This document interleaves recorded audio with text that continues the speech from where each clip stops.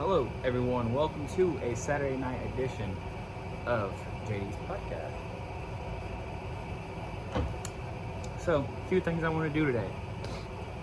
It's week 3 in the NFL. We're going to cover that. We're going to cover all of the games. We're going to cover the Colts game in depth. We got a divisional battle.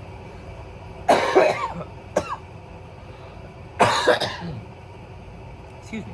Divisional battle going on in the AFC South. The Indianapolis Colts taking on the Tennessee Titans. As you can see, we've got a little section up there right now, but a little college football happening back there in the back. Either way, I don't. This is who is it? You in Florida? That's happening here. I don't love college football. I kind of take that back. I love college football, but I don't I'm not a diehard college football fan. Let me say it like that, because I'm a Kentucky fan. I know a lot of people. If anyone watches this podcast, you guys know me for my Colts takes, and my Pacers. I like the Colts. I like the Pacers. And you might think I like IU, but I don't. I'm a Kentucky fan. I grew up my whole life being a Kentucky fan, so that is who I'm a fan of, and they are not that great at football. However, thanks to my good friend Kenton Sterling, not a good friend, I don't guess, but I probably shouldn't have said it like that, but thanks to Kenton Sterling, a guy who I watch on YouTube a lot, and he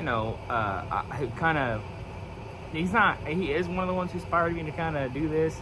There's multiple other people as well, but yeah, thanks to Kent, I have gotten a little bit into IU football here recently, even though I'm not an IU fan at all. I'm definitely not an IU basketball fan, I'll say it like that. But also, just on the note of Kent, real quick, I've won two things from Kent, and one thing he sent a bunch of people, including me, but number one coolest thing I won, I think I'm the only 2-time winner, actually. I don't have my headphones on all the way. I looked a little silly there, my bad. But this is a autographed, and here is a little authentication, autographed Peyton Manning photo. I think it's an 8 by 10, isn't it? Right? That's right. 8 by 10. I won this, like I said, from Kent Sterling's YouTube channel. You guys definitely should go over there and subscribe. You're not even subscribed here. I don't have any subscribers, but for sure, if anything, you should be subscribed to Kent, right? Anyway, this is pretty cool. Let's get a little quick thumbnail right quick, can we? Right? So, also from Kent, I have his book, Oops, the Art of Learning from Mistakes and Adventures. You see little Kent on there. I've read 2 chapters of this book so far. It is a great book. So I just wanted to start the pod a little bit by talking about that. So, getting into the Colts, like I said, we'll be getting into that. We'll also be getting into NFL Week 3 predictions. I know kind of on this podcast I've been just pretty much talking about the Colts, and rightfully so. They're doing great, 2-0, or the Pacers, or whatever it might be. But I start getting a little bit into the NFL in general. So we're gonna give you my prediction on every single game. Not break down every single game, just give you my prediction. Break down the Colts game a little bit. We'll break up a little for the Colts.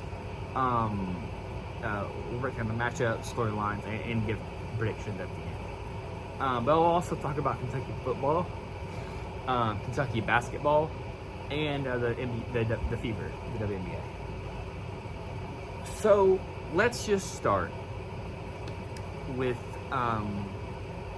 the Colts and kind of just setting the stage for this whole entire situation. So the Colts have been off to a really hot start. They've had a very balanced offense. Daniel Jones is managing well, and Jonathan Taylor really pounding the rock and doing great in the run game. 160 yards, I think it was, in the last game. And that's what they have to do it.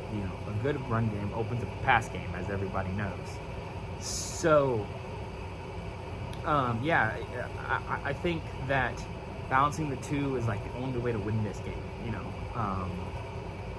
because if you come out, and Shane Steichen's not done this, but if you come out just pass after pass, and they did that in like the third quarter of the last game when they came out like a few series in a row, or excuse me, a few plays in a row, just passing back to back. It was working.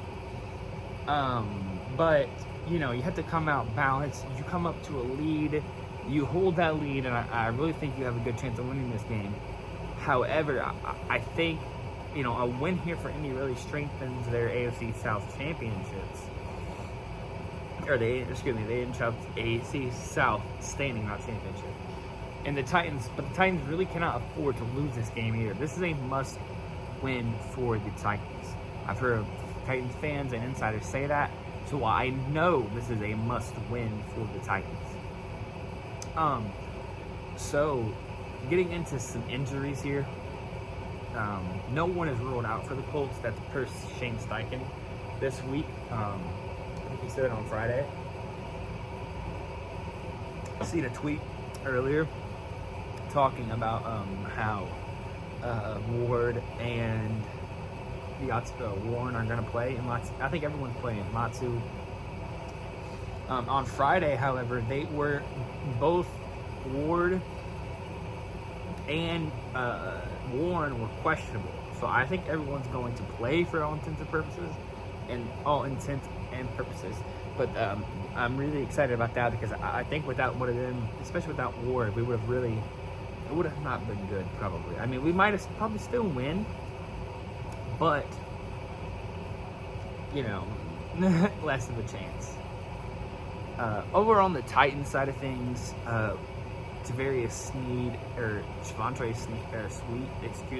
Javonte Sweat.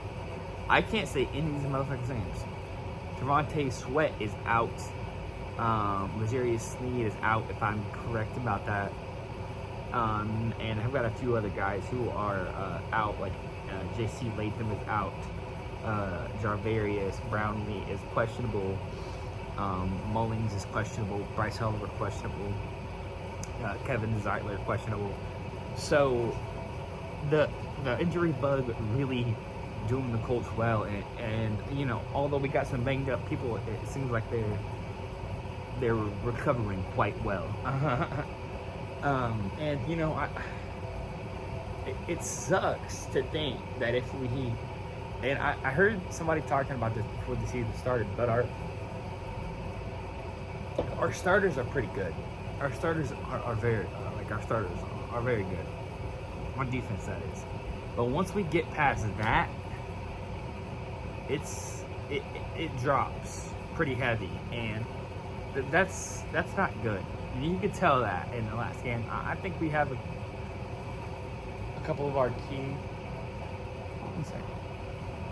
A couple of those key guys out, it would have been a big problem. So let's talk about the biggest strengths and weaknesses here with this team. So I'd say the biggest strength for the offense, it has to be, Daniel Jones in general, but a well-balanced offense, efficient red zone scoring. They went however many possessions in a row with scoring or without punting. And they've not punted yet, but with scoring, excuse me. So that's definitely it. And they have a pretty strong defensive front. As far as weaknesses, interior line pressure from people like Simmons, especially Simmons, it will be a problem. Our offensive line is pretty young, to be honest, but that don't mean that they can't, win in all essence. I'd say the Titans' biggest strength is probably Tony Pollard. He's just very, very versatile, and that defense can actually force some turnover. They really can. Let's talk a little bit about the betting of this game. So the Colts are overall favored by 4.5 points. My dog trying to stick her little nose in there and get a little pet on. I'm just trying to record here. Go lay down. Sorry. Good girl. She just sat right there. Sit. Back up. Sit. I'm sorry. Anyway. What was I talking about? My dog has distracted me. Yeah, so the Colts are favored by 4.5. I think they probably cover that 4.5. And honestly, if I had to give a prediction for the score, I'm going 28-13 Colts. There's a few prop bets that I would recommend. I'm going to say JT over 90.5 yards is a pretty good one. Tyler Warren over 45 rushing and receiving yards is a good one. Actually, that's just receiving yards I like. And then, yeah, like I said, the Colts favored, so you go ahead and take the 4.5 on that one. Like I said, my final prediction is Colts 28, Titans 13.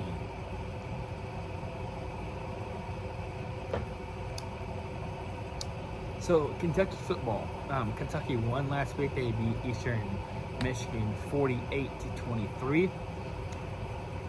They're beating the teams. Let's see what the score is. They're beating the teams that they're supposed to beat, and that is good. The U was up 7-0. It looks like they got the ball here. Let's see what happens. A first down. Anyway, so yeah, they beat the team they're supposed to. They're 2-1, which I'm happy about. You know, that quarterback for the Wildcats there, Bali, I forget how to say his last name. Did pretty good, 3 for 2, 40, and 2 touchdowns, so that's pretty good. Cronin has 104 yards, so that's good. They don't actually play again until the 27th, and they play South Carolina, and that's kind of one of the last games in the next few. They have a chance of actually winning as they go on to play Georgia, number 5 Georgia, number 8 Texas, number 15 Tennessee, number 22 Auburn. So yeah, some problems. The SEC is like that, you know. Our football program at Kentucky isn't great, but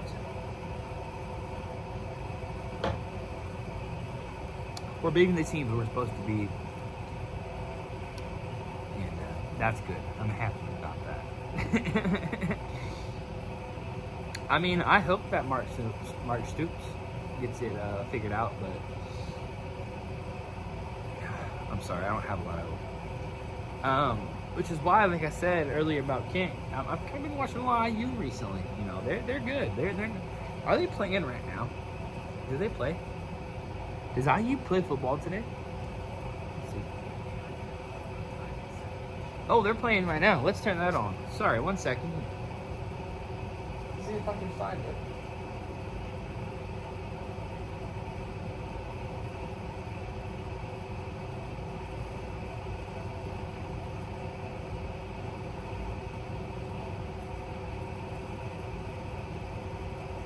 Huh.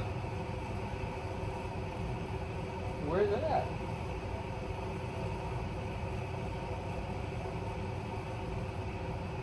Search.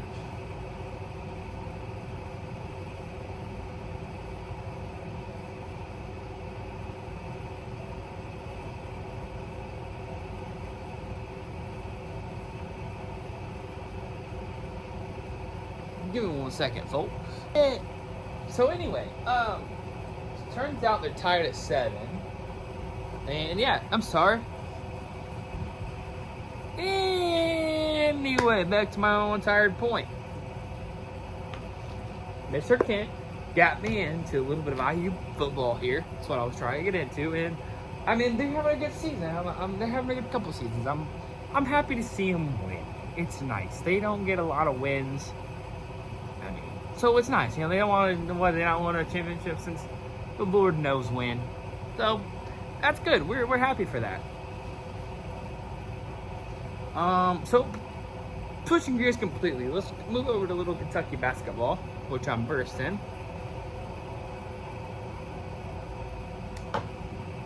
The last time we won a championship was 2012. We're tired of it. That's unacceptable. Oh yeah, by the way. Yeah. So we're hoping Mark Pope can bring us a championship. That's what we want. We have a couple people returning. Trent Noah, Colin Chandler, Atega Owe. I really hope that Coach Pope can, put this team together in a way that we can win, because I am tired of losing after all at the end of the day. So I hope they get it together. It's in 54 days, Kentucky basketball. So a new segment here. As I said, we've been talking mostly only about the Colts, so we brought up Kentucky basketball, Kentucky football now. It's time to go through this Sunday's games. Excuse me.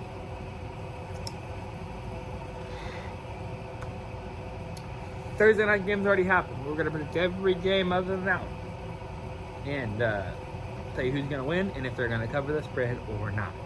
So, here we go. Quick as we can do it. Thursday night, the Bills beat the Dolphins. Sunday, Jets versus Buccaneers. Bucks favored by 6.5. I think they win and they cover. Colts versus Titans. Colts favored by 4.5. I think they win and I think that they cover. Raiders at Commanders. Commanders favored by 2.5. You give me the Raiders plus the 2.5, baby.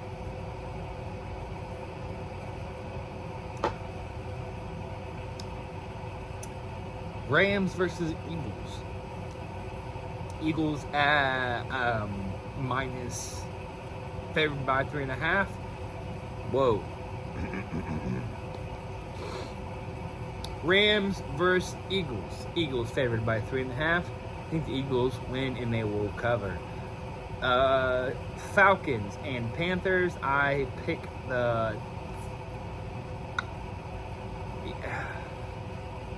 Give me the Falcons. Falcons, and they're not gonna cover though. Don't take the money on. Texans at Jaguars. I wish they both could lose, but they can't. So I hope the Texans win, I guess. Jaguars is favored by 1.5. What a snooze fest. I mean, one thing you can't say about Anthony Richardson, listen to me. I am not the biggest fan of all time of Daniel Jones. I gotta be honest with you. But he's came in here and proved me wrong. And he can continue to do that, and I have no problems with him proving me wrong at all. Zero issues. So, I don't know how I got off on a tangent exactly, but let me wrap up my thought and say this. The one thing you can't say about Anthony Richardson is that he was not exciting, and he couldn't bring anything to a game at any point. So, anyway, Texans and Jaguars, I wish they both could lose, but I think the Texans are going to win. Jaguars are favored by 1.5. Again, it's snooze fest. Packers at Browns. Packers favored by 7.5. The Packers are going to win that game by 7.5 easily. Whoa. That's somebody new. Steelers at Patriots. First Patriots, excuse me. Steelers favored by 4.5. I wouldn't bet this one. I'd stay away, but I'm gonna guess the Steelers win that one. Pull that one out. Bengals at Vikings. Bengals starting their backup quarterback. Vikings starting their backup quarterback. It's the battle of the backups. Vikings favored by 2.5. Give me the Bengals.